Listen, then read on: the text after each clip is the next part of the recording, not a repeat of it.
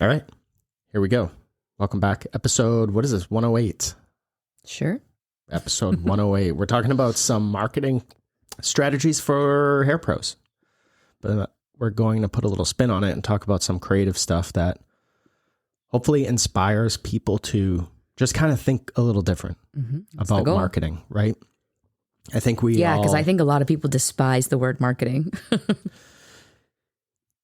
Yeah. Or don't know what to do with it, or what is marketing because it's so broad.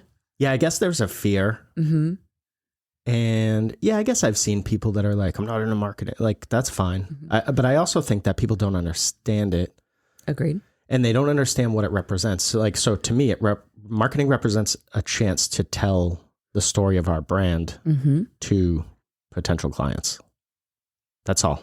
That's who we speak to. Yeah, that's all. So I don't care if it works for other hair salons or if it works for another business down the street. They might say that's dumb. Why do they do that? Right. Because that's who we're speaking to. We're talking to our market. We're talking people we're trying to attract to a specific clientele, an avatar. Hopefully with this episode, again, we're trying to help people just attract and retain clients, but also stand out. And I'm not talking about standing out like you're better than every other salon, but standing out like, how are you different? Because we say all the time, there are so many people. I don't think you need to worry about necessarily other salons. I think you just need to find your tribe, your people, your employees, your clients, your network. And dial in on focusing on getting them into your salon space rather than what everyone else is doing. Yeah, don't follow the leader on stuff like this, right? Or follow the perceived leader, I should say. Our background, I guess, or some of the things we've used in the past or currently use, SEO we use, which is search engine optimization. And we have somebody do that for us. Correct. We use Google Ads, and we have somebody do that for us. We have our website, which we try to stay on top of and update regularly, which helps Google and search bots kind of search that stuff out.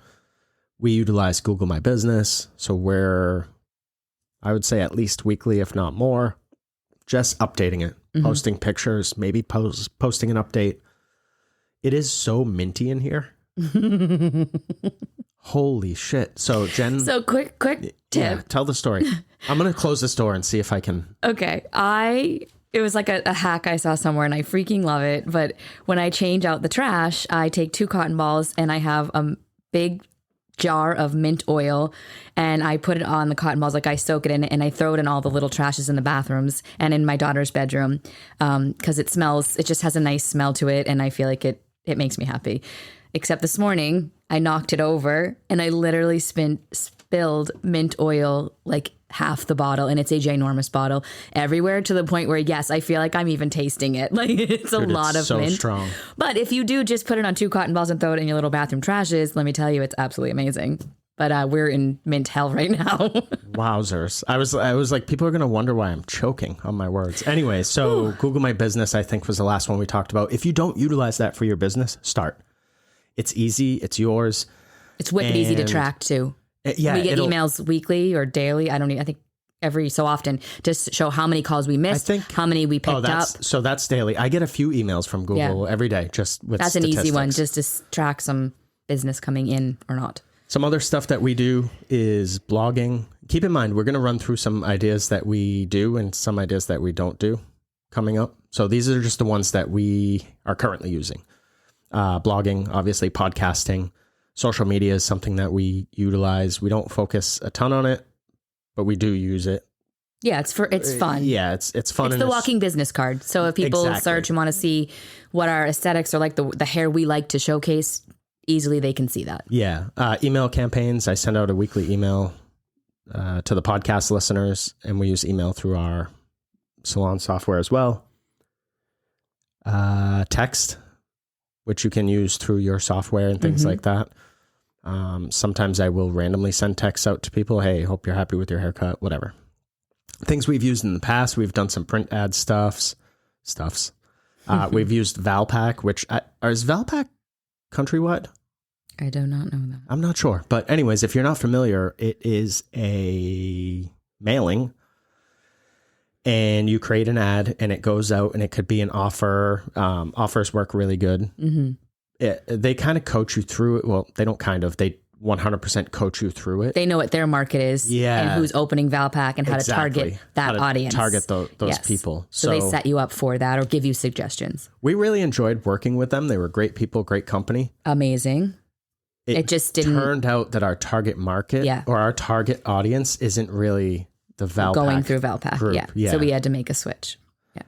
We've done coupon cards where we've done like, a free neck shave, things like little giveaways that you can just hand to somebody and they can come in and it's not a huge deal. And then of course, local community events. The last one I think you did was the tinsel. Yes, I think we did tinsel for the elementary school to help with the PTO. We marketed with the gym we're attached to.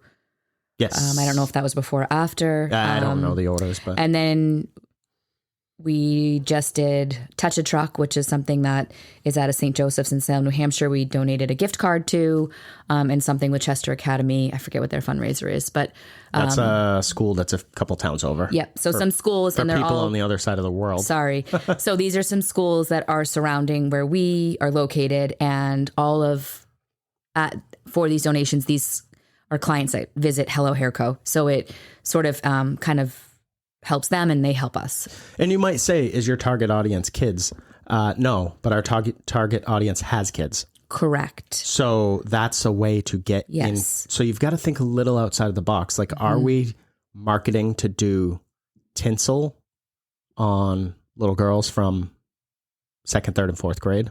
Not really. It was actually hell. It was rough. But I would do it again. And I will say, out of that though, you had a lot of happy parents to see their kids happy. And then those parents visited the salon and those kids too. So it does go full circle.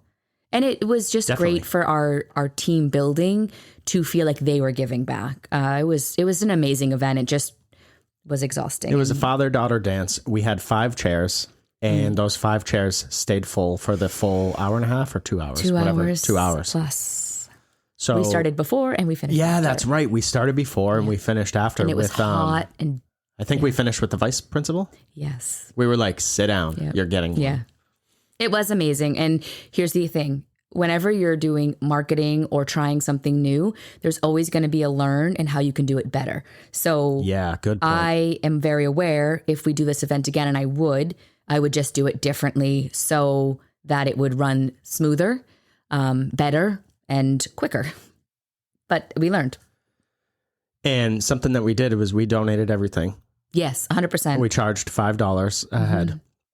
And we weren't super strict. So we had a few girls that were like, can I get another one? Yeah. You just throw it in. Yeah. We're not worrying about charging. Yeah. And then 100% of that money went directly to the PTO. All I did was take it and stick it in the little metal box and hand the box to the PTO when we were finished. To be honest, to support that event in another way, we did donate a gift card also. So we really were, for the raffle. And this school is in our town. Our children go to this school. So we kind of hit heavy within it because it's our community for our family. Yeah. I feel like shutting that door and opening this window helped a lot. Wonderful. All right. Still right up my nose. So let's dive into some maybe new fun ideas that you might be interested in trying out. And I think this is key because marketing does not have to be the bane of your existence. You can pick the ones that are fun to you and speak to you. And that's maybe where you start. Yeah, for sure. And so each one of these, I came up with an action step. So like, what can I thought of this list of items, and then I came up with what can somebody do if they're like, oh, that's a good idea, but what do I do with that? Well, I'm going to give you your first step. Perfect. So if something pops out, just take that action step right there. So Instagram is huge. Social media is huge.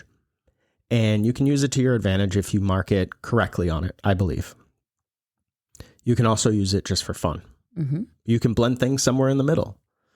You can actually hire somebody to create an augmented reality filter. So you know those fun filters that you can put on and it has like, it'll put glasses on you or whatever? Yep. So you could hire somebody and you could get as complex as you want. So you could hire somebody to have like a backdrop with your logo on it. And that just appears behind the person in the salon. or wherever they are, if they pull that filter up. You could also have a filter that gave somebody longer hair. You can get pretty detailed with these things. So I just thought it was cool. I actually was in a group that got early access to, I forget which, it was through Meta. And you could play around with creating these filters. And it was pretty cool. I wasn't necessarily into it, but I like to I got the invite through email. They probably randomly invited people. And it was a chance for me to sort of peel back the curtain and see, like, how complicated is this? Okay. You could definitely learn it if you were tech savvy. But I went yesterday on Fiverr, and people are on there for $100 to $300. I'm sure there's less. I'm sure there's more. And they just could do it for you. They'll do it for you. And you'll have it in like minutes. It was like a 10-day turnaround, 3 revisions, like, and they'll do it for you. Yeah. And yeah, so maybe an example might be, like I mentioned, the hair extensions, like a virtual hair extensions, even if it's just for fun, right? Or something with your salon signature colors, or if you have a pattern or something, or if you've always wanted to create like a selfie wall or whatever. So I just wanted to bring that up. I don't know that a lot of businesses are utilizing that yet, but I promise you that sort of stuff is coming. So action step real quick before we move on, just research and collaborate with a filter creator. Design a filter that aligns with your brand, and then, you promote it on social media. That's it. Cool. Super easy. All right. Next little creative marketing idea was to collaborate with influencers outside of beauty, beyond beauty. So maybe you find a local influencer who, and what we're calling them micro influencers these days, I think, right? A couple thousand followers. The word micro is definitely trending. Yeah, for sure. And then maybe you look at creating some lifestyle content. Maybe it's you outside of the salon, because those things that you do outside of the salon are probably similar things that your target audience does. Correct. So if they can connect with you on more than one level, the hair becomes almost secondary. It's like, why would I not go see Jen or whoever? Right. Because and they're excited. We both have a puppy. We both have kids in the school. So we both have this. We both drive minivans. Mm-hmm. Jen does not drive a minivan, but I tried to talk her into it yesterday. No, not happening. So an example, maybe you partner with a fashion influencer and you can do different hairstyles. You put together hairstyles, they put together the outfit, something like that. That could be fun collab. Or maybe you partner, everybody's a food critic on Instagram, right? So maybe you partner with a food critic and you meet up for coffee and have a snack somewhere local and you try it out. And now that's content for them. Their audience is getting exposed to you. Right. And you're exposing them, your new friend, to your audience. So action step, identify some local influencers whose audience aligns with yours. Make sure you look at, your demographics and all that stuff, because you want this to sort of be effective if you're going to go through the trouble. And then propose some sort of collaboration. And think outside of your typical beauty shots. Like, think outside of that. I'm going to do your hair, and then you'll post it, and then I'll get famous because you have followers. That's not a good strategy. Right. Sorry if anybody does that out there. Stop doing that. Here's one that we do quite a bit. I'd say maybe even every other month. Sometimes more. Yeah, currently we've been doing it every month. I've been scheduling some stuff. This is like this pop-up events. Yeah. So talk about it. You like pop-up events? I do. I think it's really fun for both sides. It gets the person that's doing the pop-up event. We run one for permanent jewelry. We were trying to do one with some spray tanning. It was not as successful, but we made some great connections for future stuff. So the collaboration still will help in the future. And then keep in mind too, so real quick before you move on, again, like Jen said earlier, when we were talking about, I forget what we were saying, but there's a learn. Yeah. There's a lesson there. Why didn't it work? Excuse me, I'm just choking on peppermint again. Why didn't it work? So, we didn't have maybe as many signups as we wanted, or whatever. Maybe the time, time of day, maybe the day of week. Who knows? So also the way I use pop-up events is we had talked about some of the staff was interested in, I'll digress a little here, sort of. Go for it. In bringing in spray tanning into Hello Hair Co. So I don't know a ton about spray tanning. I reached out. I found some different brands that would be potential, that I would be okay with what they offer. But then I'm like, do we even have an audience for this? So then I teamed up with this girl out of Nashua who does spray tanning, and we tried 2 different pop-up events. And yes, the weather plays into it, all kinds of stuff. Like it just happened to be really nice out, so people probably didn't need a spray tan, whatever. But what it did kind of... Oh yeah, that first one, it was like 95 degrees out. So both spray tan events, nothing really came out of it. But then I had her come in and get a complimentary blow dry just to like get familiar with our space. I wanted to meet her in person. And, you know, maybe we do have something future coming, but I also feel like right now we don't have a target audience that wants spray tans. So it doesn't really make sense from a business standpoint to invest in spray tanning at Hello. So it kind of helped on 2 sides, right? I hope to get together with her and have some successful pop-ups because she's an awesome person. But we might not, that just may not be what we are going to offer because it doesn't have a turnaround of an audience for. Wow, I could not speak there. That's all right. And the other pop-up we do, and this is one of the first ones we started with, is just a jewelry, someone local. She makes her own jewelry and she's an amazing human. And we partnered with her at my other salon, and she kind of is what started this pop-up shop thing. And it was just really fun having her in there. The staff loved, like, you know, shopping through her jewelry. And then, you know, she brought in some local, like her friends and stuff from where her kids go to school. So that brought in new business to us. And now we have her probably 3 times a year. The permanent jewelry has been a hit also. And she's been in twice and will be in one more time. Twice already. Yep. She's coming in again in November. Oh, great. And again, it drives new business. We had a people that came in that were like, I just have always wanted this and I wanted to visit your space. So they popped in. Boom. And it's cool. It's fun. And it just changes the vibe for the day. So for me, as personally, I enjoy it. Yeah, I like it as well. And so there are other things that you can do. Maybe you have, like you have a friend that owns a business that has like furnishings and clothing and also home decor, things like that. So maybe if you have someone like that, you get with them and they come in and they sort of stage your salon, like put pieces around. Right. And the pieces can have price tags or labels or something that is encouraging people to interact with them. Right. Maybe you have a local artist come in and they hang their artwork or display. If they're not painters, maybe they're sculptors and they have sculptures or whatever. You mentioned the jewelry. What about guy with a guitar?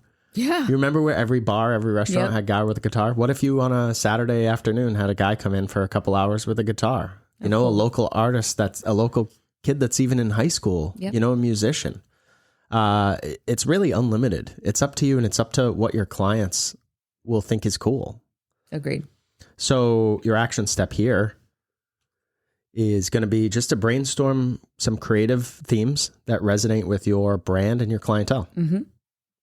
And if you want to take it a step further, which you don't have to, but if you're feeling frisky, you can get some feedback. Talk to your clients. Identify your best clients and then ask them what they'd like to see. Yep. Hey, if I brought in an artist, would you come? Right. I'm not really into that. If I brought in a musician, would I come? Can I bring my husband? Now you're talking. Yeah. You know what I mean? Yeah. All right, let's move on. So group get-togethers. I think it would be cool. I've seen people do this. I used to do this with my gym and it made a lot of sense, but what about getting a group together outside of the salon? Maybe there's a hike or a walk. Maybe there's a cause involved. I don't know. But a group get-together that's outside of your salon. Mm-hmm. What about a group get-together that's inside of your salon? So maybe, for example, you do an appreciation day for your most loyalistic. Both of us are struggling today with, language. Your loyalist clients. Or your cheerleaders, right? Everyone has those super fans that are going to scream that you're the best from the rooftop. Right. So what do you do to say thank you to them? We're always asking for pictures. We're always asking for, share that on social or do whatever, or tag me.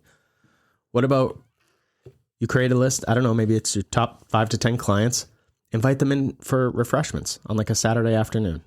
You don't have to spend a ton of money. You don't have to spend a ton of time. It could be, an hour and a half. I'm just sort of Going to have some light refreshments, and I just want you to stop by if you can for a thank you. That's all. And that gets a buzz going. Mm-hmm. So it keeps people, because it's you want to constantly market to the people that you do have too. Those are the easiest people to market to. Don't just assume that they're coming back because they've come back. Right. You still need to be proactive in keeping them happy. Yeah, I think you can also, with this group get-togethers, if there's some businesses in your town that maybe you align with, you can book something there. And I would assume, because this usually happens, but who knows, you take pictures at their establishment, you tag them in it, they're going to share that so their audience sees that too. And if you're a good group, they're going to talk about you. And they're like, oh my God, I met this group from the salon. You guys have to check them out. They're so nice. Like, that will help kind of market your brand and get that word of mouth out there that I think, I hate to bring this up, but through COVID, word of mouth kind of went south because nobody was talking or getting near anyone. And we need to bring that back, because word of mouth, especially in, I feel, the hair industry, is huge. Yeah, I don't think you can passively rely on word of mouth, because I think that's what most people do. But word of mouth is the most powerful. So the most powerful thing is a suggestion from a friend or family member, right? Or a coworker or somebody, when they're like, you have to check this place out, because it just hits different than sitting there and waiting. All right. So action step. Write down a list of 2 to 3 causes that you're interested in supporting and that align with your business. And then reach out to whatever. Like, maybe there's a, I don't know, what would be a good, give me like a cause. Well, we're coming into October is Breast Cancer Awareness Month. So there's usually some local, I forget what the one was we did last year. That's great. So it doesn't even matter. Okay. For my point, that's the point. So you want to support breast cancer awareness. Go and search online for groups that do that in your area. Yes. Find one of those groups, email them. Now, remember, some people aren't even going to take the time to reply. I would imagine with something like breast cancer awareness, they're going to at least reach out. Some people are going to pass. Some people are going to think you're crazy. We recently reached out to a business and they said, we're not interested. Totally fine. Yeah. There's no hard feelings. I didn't even put any more thought. I always say like a no is just not today. It doesn't mean in the future you don't come around, but yeah, you're going to get no's. Who cares? Move on. It's not that big of a deal. What's next? All right. So what about a private live stream? What if you invited people, you created a small group and you invited people to come on to Zoom or whatever. It could be virtual. You could do this in person as well. But I think the virtual thing is cool because you could, if people can't be there in person, they can still be part of it. And you solved problems for them. Maybe you did a survey before and you asked them, what are the most common issues you have with your hair? Well, coming into the cooler weather, it's always this, or it's dry, or whatever. I like that idea. Let me give you an example of something you can do to kick it up a notch. You could create a little take-home bag with some little goodies. Maybe it's products, treatments, maybe it's a tool, maybe it's just a card that has instructions, whatever. It's something tangible. It's something that people can hold. And then during your event, have them take out that bag, have them use the products, have them put it in their hands, have them feel it. Right. Explain how to use it, how much to use, when to use it. Does it need heat? Does it need to be activated? Because there's so many different products, right? Things you can do, you can use Zoom. You can use Google Meet. You can find an alternative. If you don't know how to find an alternative, literally search that. Like type Zoom alternative. And you will get, I know it's funny, but I know. People would be like, well, how would I find that? Right. I get online. So an action step for this one, I'm going to give you, identify 3 common problems that you can solve for your clients.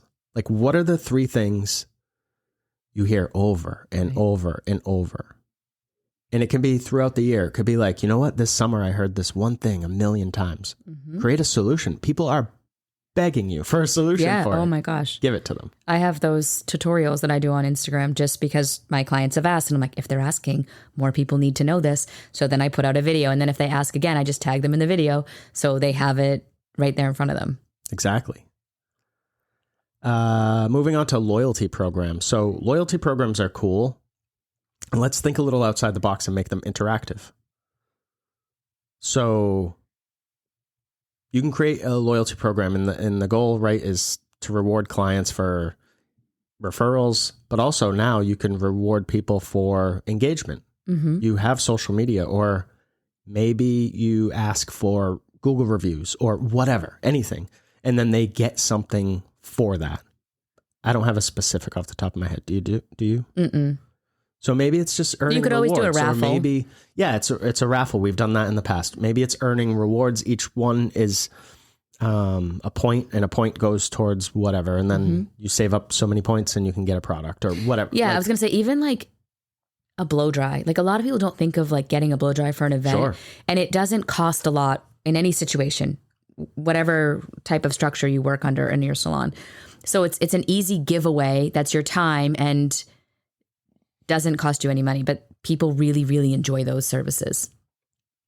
Just to be clear, there's definitely a cost, but we'll ignore that. She just said that. I said Anyways, there's a small cost. I said there's no cost. Oh, whoops. Sorry. You want me to rewind it? You want me to throw the red Oh, flag? gosh, no. I think the first part of it, I did say there was a small cost. Maybe then after I did not. I haven't finished my coffee yet. That's all right. So action step, just brainstorm, design a loyalty program that offers discounts and encourage. Discounts can be anything. It can be monetary. It can be a product. It can be whatever, right? That encourages clients to interact with your salon. Again, reviews, referrals, social media, whatever. Just brainstorm. What sounds fun to you? If you're like, I need to get my Google reviews up, do that one.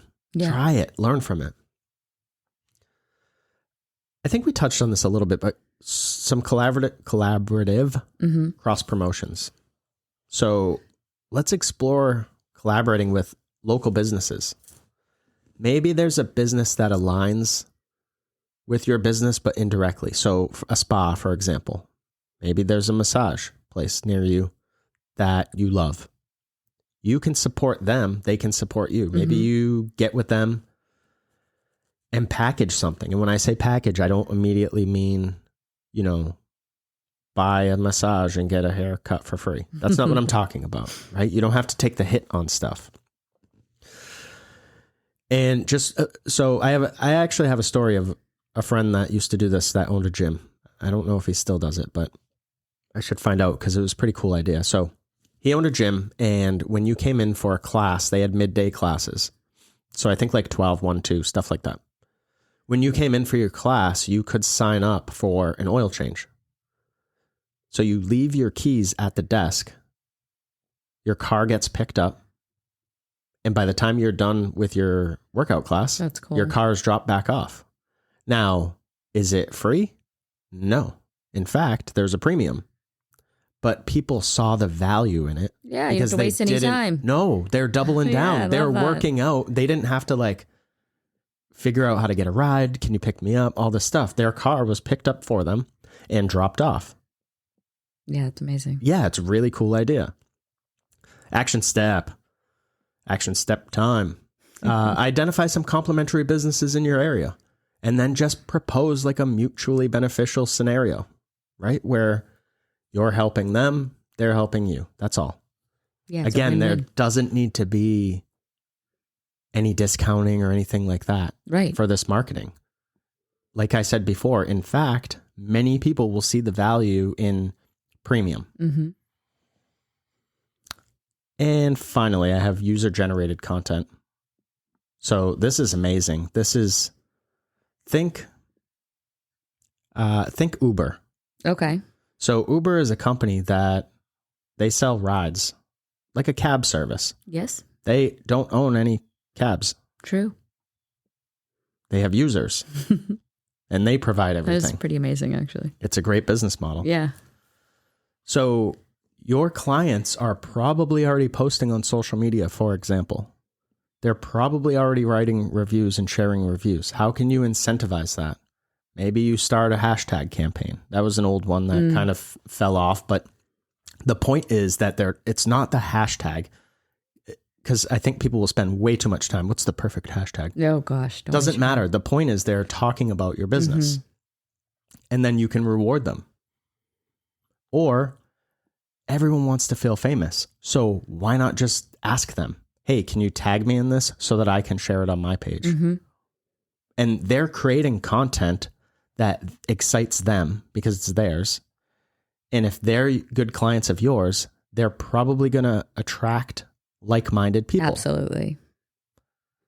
So action step, create a branded hashtag for your salon. Boom. It can just be your name. Doesn't need to be anything don't put crazy. Too much thought into it. No, don't at all. And then actively engage with people and post, and you'll sort of build that online community. Yes. That's all I had for I like it. Creative marketing. So sorry. Pick one, right? Yeah. So I'm going to challenge the audience. And you know what? I'm going to challenge us. I'm going to challenge all of us. Okay. To choose one of the things we propose that you haven't done before, and then try that action step immediately. Implement it immediately. And feel free to tag us in it and we can share it. For sure, tag us in it. And then implement it by the end of the week. Love it. Or at least have your strategy drawn out for the end of the week. Anything else? No. All right. I think we have some cool episodes coming up, so stay tuned. And we have an outro that happens automatically, so I can just stop talking. Have a great day. Happy Monday. Bye.